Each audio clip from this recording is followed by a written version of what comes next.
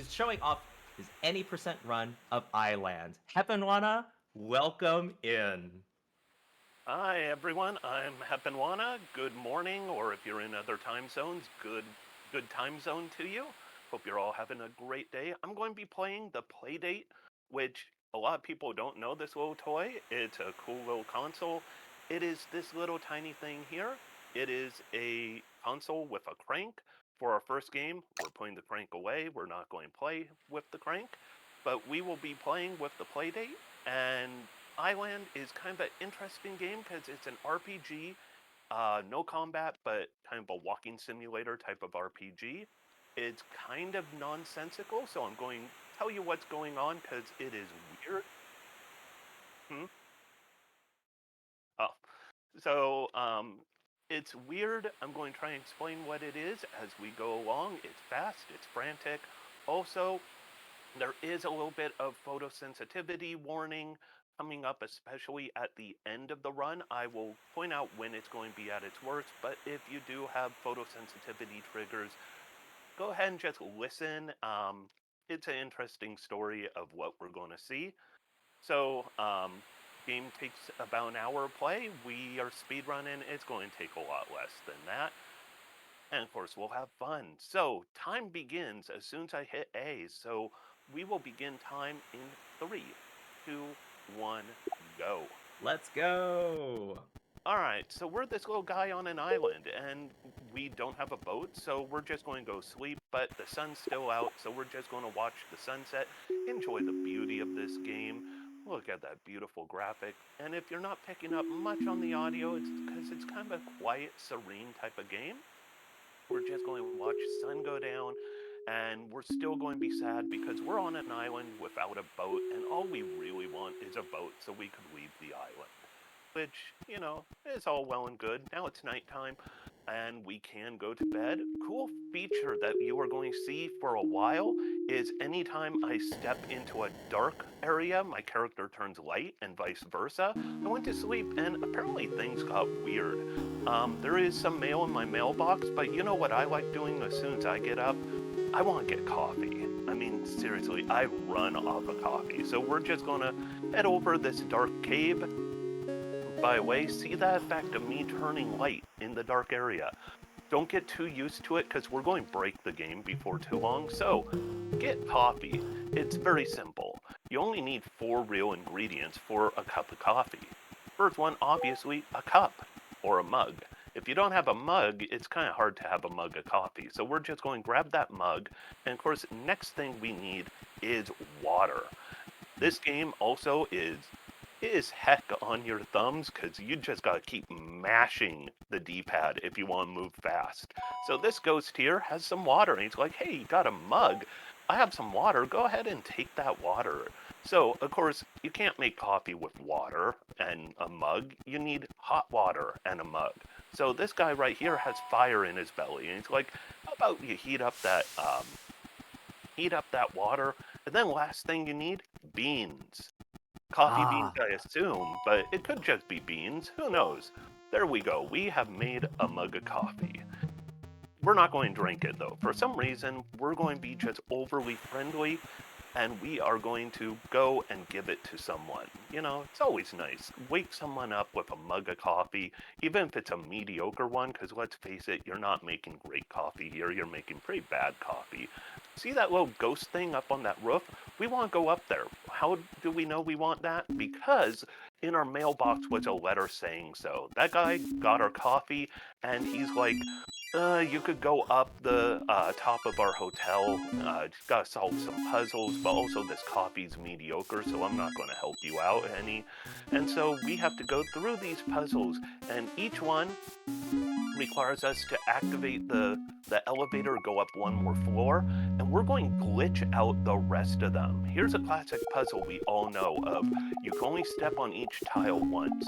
So obviously I'm taking a lot of care on this, but if you hit your action button when you activate the elevator, you could teleport, and teleporting can get you there extra quick.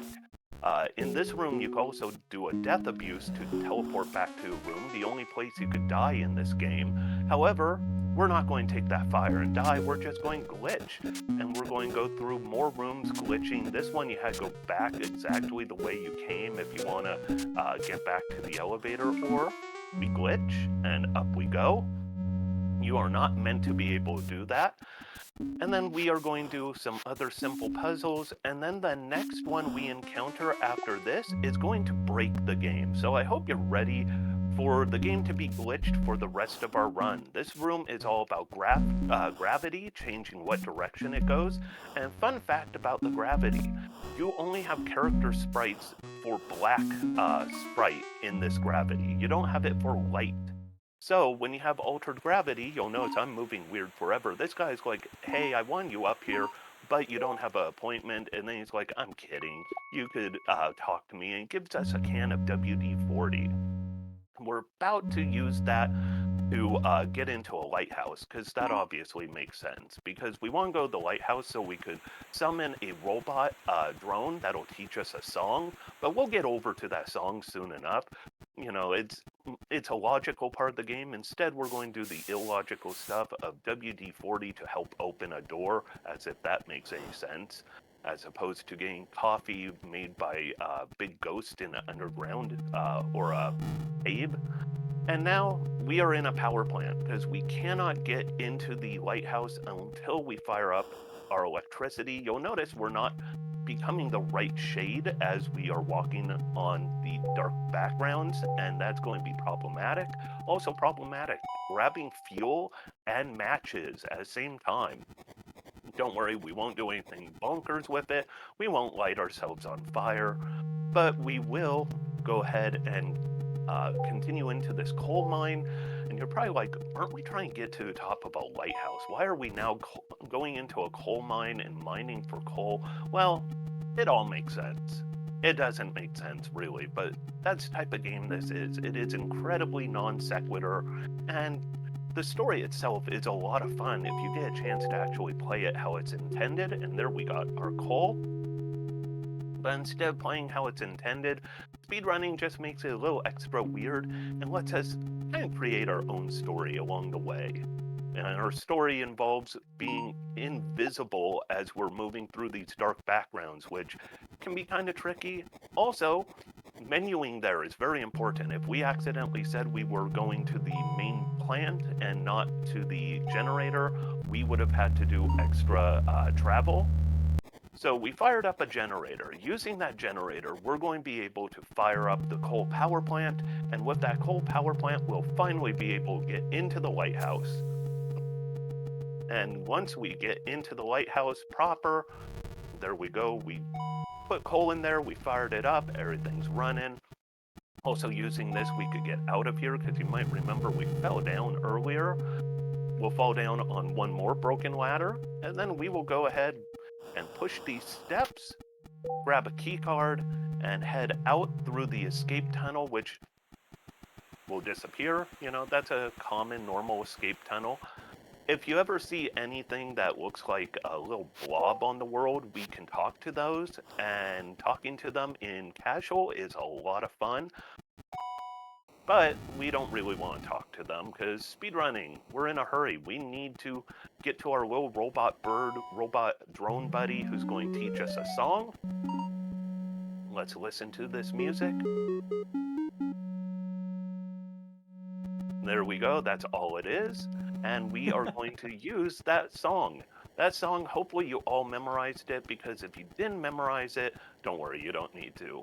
We're going to just fall down here because we're good at falling down, and now we're just going to head up, and we're going to use that robot's little song. But first, we are going to have to turn ourselves into a ball of static electricity, you know, as one does, because that is normal. Of course.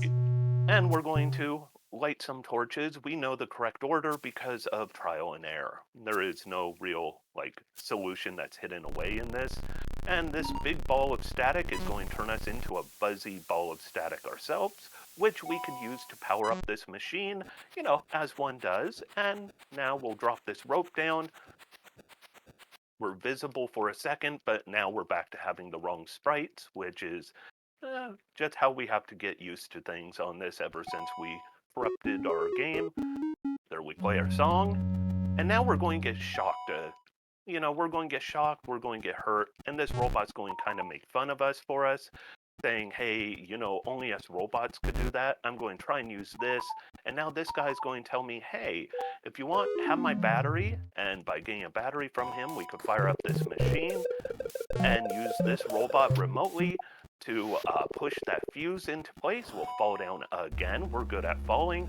And now we're going to get a black diamond. I call it a chaos emerald. So there we go. We got our chaos emerald because we need that to give to Yennefer, or Zenifer, who is a giant creature, inhabitant, whatever she is. She wants a chaos emerald or black diamond. We gotta be careful, avoid that guy. He will talk to us if we bump into him. Hey, it's our buddy from earlier. And now we are heading into the last area of this game. Another area where we're going to be blind. Oh yeah, light problems coming up in the next screen. So look away if you are light sensitive. There's a little bit from this rain, and it's just going to continue going on. There's Zenifer. We give her the black diamond, chaos emerald. She likes it. And now we're going to be told to give up, and we're approaching the end game. We're running across this field. Believe me, we are. You just can't see it because our sprites are all screwed up. I love this effect. As soon as you get out of the rain stops. And here's the mayor. And time is coming up really soon, so get ready on that timer. We've got maybe about 20 seconds right now. We're going to just run in a circle until the mayor says, I'm getting tired of seeing you running in a circle. And time will be as soon as we interact with our boat. We finally got our boat. So it's coming up in about, 5, 4, 3, 2, 1 time. Wow. So you're probably wondering, what happened? I'm still on the coffee part. That is Eyeland. It is, if you play it casually, the story is amazing. It is a really weird, silly game.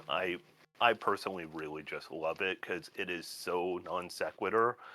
And I see I got 10:03, which actually is only like, I want to say about 4 seconds off of world record, Whoa. or 5 seconds off. So really close to world record there. So that is almost perfect optimal Eyeland for whatever it's worth. Wow. Well, you saw it here, folks. Heponwana, we know that we are going to have you for the next run. So let's go ahead and make sure that you're all set up for that, and we'll catch you in just a little bit. Sound good? Sounds good.